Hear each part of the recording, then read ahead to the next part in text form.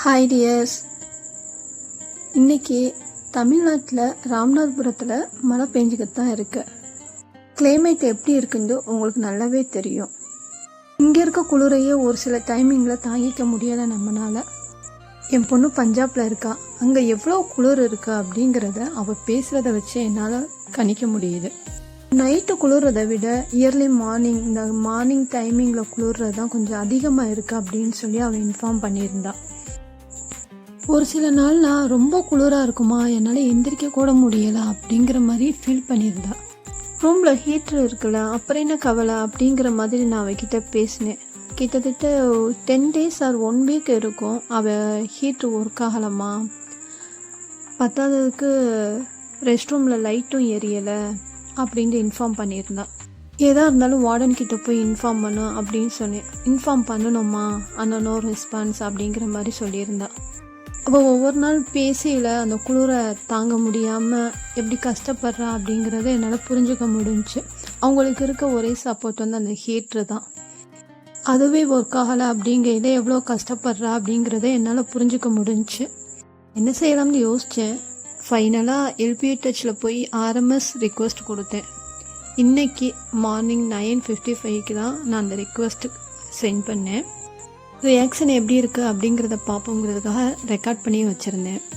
எப்போயுமே என் பொண்ணு evening class முடியவும் நடந்து வரையில், அதாவது கிளாஸ் ரூமுக்கும் ஹாஸ்டலுக்கும் இடைப்பட்ட அந்த டைமிங்கில் என்கிட்ட பேசிக்கிட்டு தான் வருவாள். பட் இன்றைக்கி அவள் கால் பண்ணலை.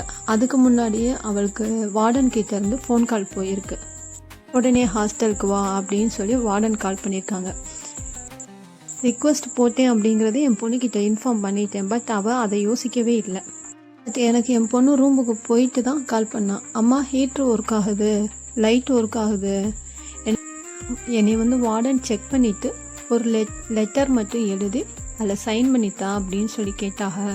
ஸோ என்னை செக் பண்ண சொல்லியிருக்கான், நான் செக் பண்ண வந்திருக்கேன், நல்லா ஒர்க் ஆகுதுமா, அதை உங்ககிட்ட சொல்லவும் தான் கால் பண்ணேன் அப்படின்னு சொல்லி கால் கட் பண்ணிவிட்டு வார்டன்கிட்ட போய் இந்த மாதிரி ஒர்க் ஆகுது அப்படிங்கிறது எழுதி கொடுத்து கையெழுத்து போட்டுட்டு வந்திருக்கு. ஹார்ஸாக எதுவும் பேசலையுமா, நார்மலாக எப்பயும் பேசுகிற மாதிரி தான் பேசினாங்க. எங்கிட்ட எப்பயுமே ஃப்ரெண்ட்லியாக தான் இருப்பாங்க, அதே ஃப்ரெண்ட்லியாக தான் எங்கிட்டையும் பேசினாங்க.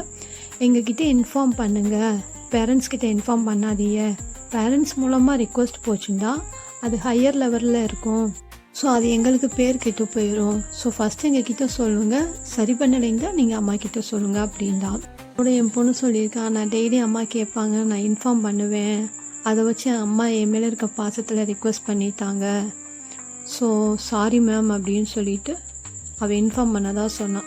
ஸோ ஓகே, இனிமேல் எந்த ப்ராப்ளமாக இருந்தாலும் எங்ககிட்ட இன்ஃபார்ம் பண்ண அப்படின்னு சொல்லி அவங்க சொல்லியிருக்காங்க அப்படின்னு சொல்லி சொன்னான். 10 days ஆர் 1 week சரி பண்ணாததை அஸ் ஏ பேரண்ட் நான் ஹம்பிள் ரிக்வெஸ்ட் கொடுத்ததுக்கப்புறம் மார்னிங் என் பொண்ணு போகையில் ஹீட்டரும் ஒர்க் ஆகலை, லைட்டும் ஒர்க் ஆகலை, பட் ஈவினிங் வரையில் ஒர்க் ஆகிருக்கு.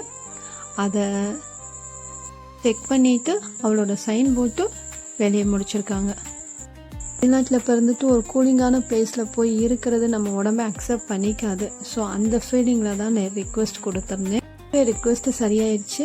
So I am happy.